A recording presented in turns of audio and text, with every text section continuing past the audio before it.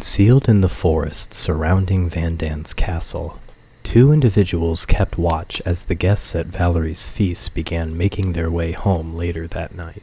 Even though the journey here had been long, Bargar and Shalmat had managed to cover the distance with incredible speed, thanks to the conjurer's giant enchanted suit of armor. They had also traveled mostly at night and kept away from many settlements that lay in the way, so as not to give away any news of their surprise attack on Vandan. Now that they had finally arrived, however, they were at a disagreement about how to proceed next. "I believe we should attack now, while no one as yet knows about our presence here," Shalmat argued.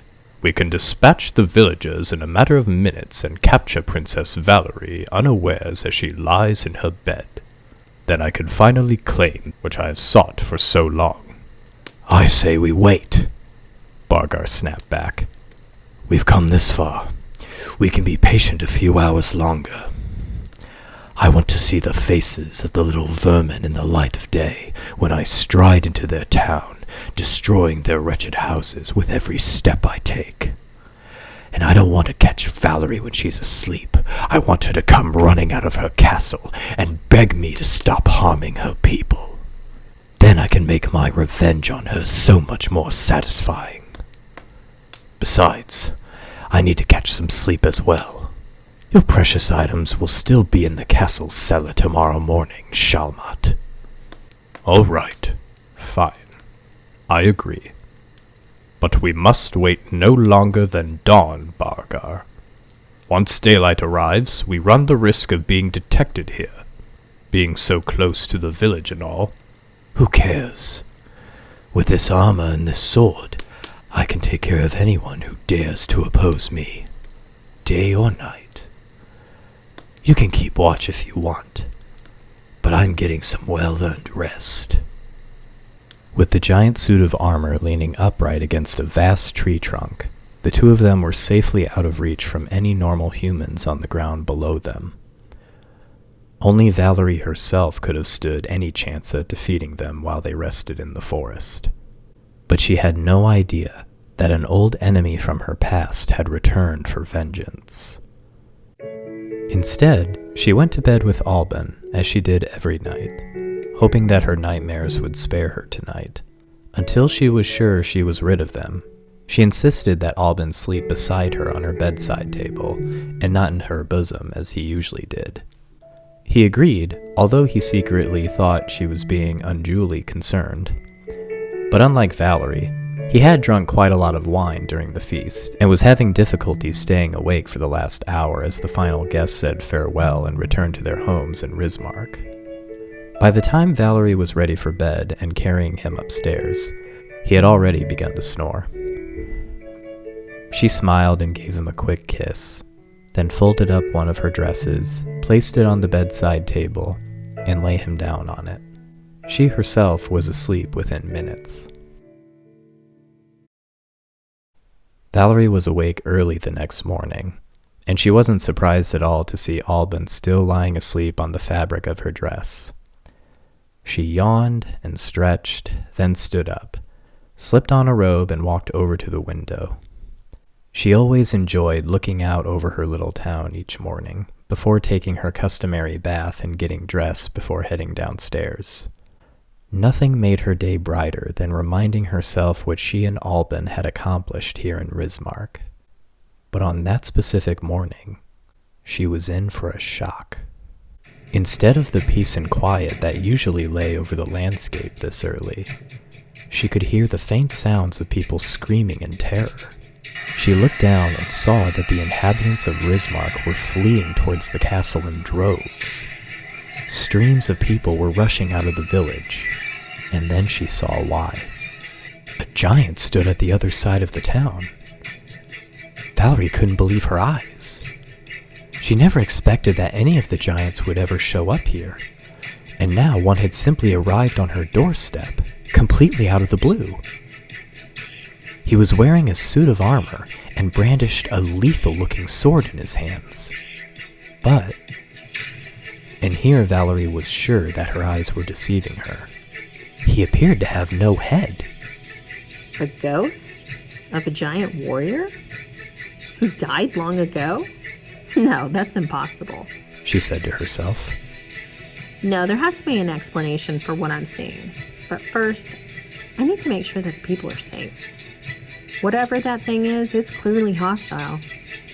Oh, what do I do? What can I do? She knew she needed a closer look at the apparition, whatever it was, and she urgently needed to make sure everyone in Rismark had managed to reach the safety of the castle. She proceeded to wake Alban, not even giving him a gentle prod first to ease him out of his slumber, but picking him up by the waist and shaking him awake. Luckily, he was still wearing his clothes from last night, having fallen asleep before he could get undressed. What is it? He yelled, clearly upset at being woken in such a rude manner. Valerie, what on earth is going on? Put me down, you're hurting me. Oh, I'm sorry, Alban. She blurted out, immediately loosening her grip on him and dropping him in the palm of her hand. Something strange is happening out there. Here, come and see. She took her husband to the window, where they were both alarmed to see that the armored headless giant had moved into Rismark itself, and was busy demolishing its houses with its feet, one by one in a slow and deliberate manner. They were too far away to see if any people were still in those houses, but Valerie knew she couldn't risk staying up here for another second.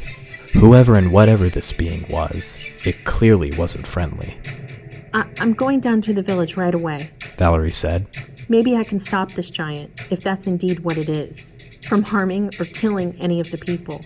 Maybe he came here expecting to find other giants and instead found humans living in what used to be the giants' land.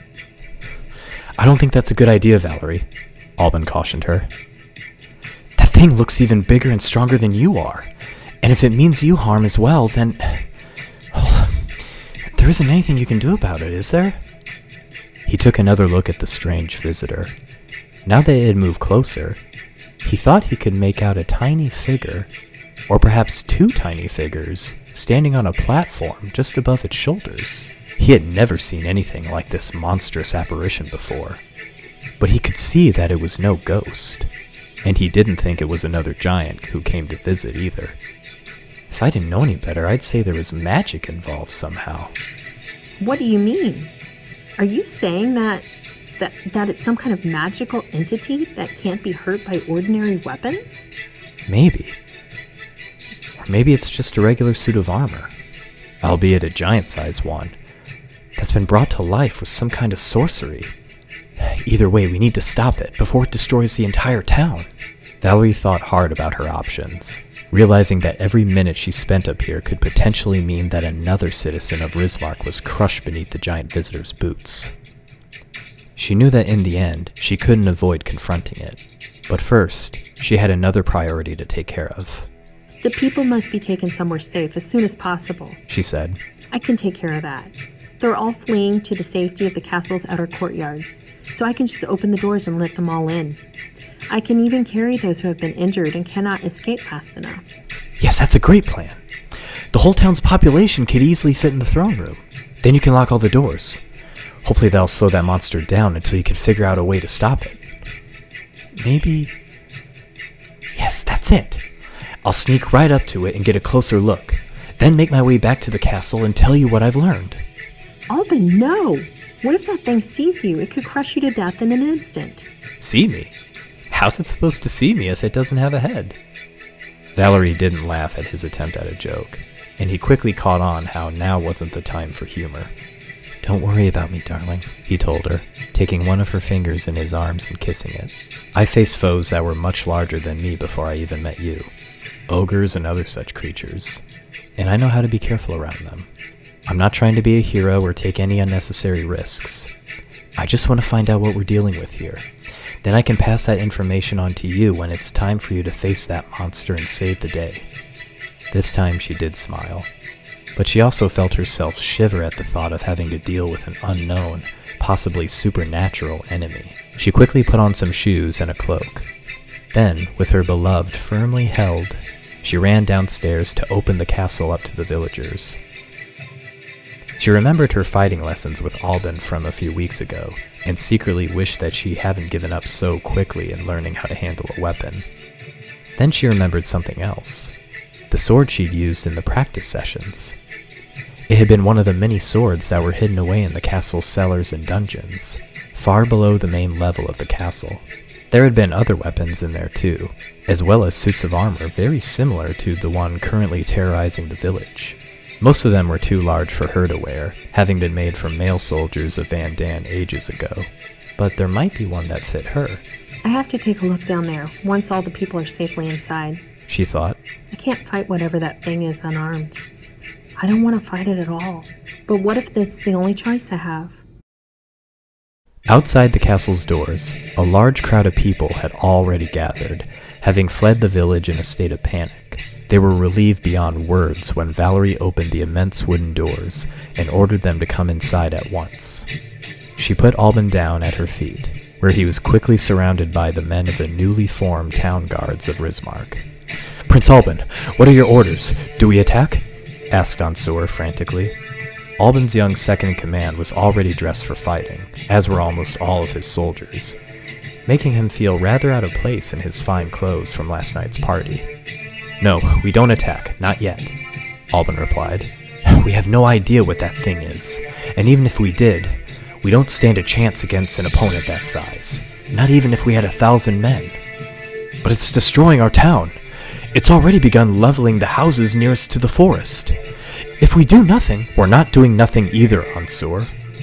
Ansur, I know it's hard for you to hear this, but you and I both know that Princess Valerie is the only one here who's strong enough and powerful enough to deal with this threat. She'll try her best to stop that thing in its tracks, but first, she has to make sure the people are out of harm's way. He looked over his shoulder and saw Valerie busy picking up groups of people. Small children, elderly men, and women, and any others who couldn't keep up with the main mass of the crowd as they hurried to the throne room. But her time was running out. Although the castle's outer walls blocked their view of Rismark, they could clearly hear the giant out there stomping on the ground, as well as the distinct sound of buildings being destroyed. He turned back to his men again. You've all seen that the monster has no head? Then you must have realized that it's no ordinary giant, like the princess is. There's some kind of dark magic that's making that behemoth move, and we need to get a closer look in order to find out. Ansur, you and one other come with me. We'll sneak around behind it and see if we can figure out what it is. We may be even to find a weak spot in its armor, if it has any.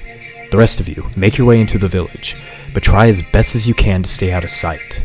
If there are any people still trapped there, they're going to need your help rescuing them. Apart from that, there's nothing more we can do. Until we know more. Now, let's not waste any more time. Go! All of the men were more afraid than they'd ever been, but none of them refused Alban's orders. Spreading out into a dozen little groups, they set off in the direction of Rismark, hoping there'll still be a town standing when they got there.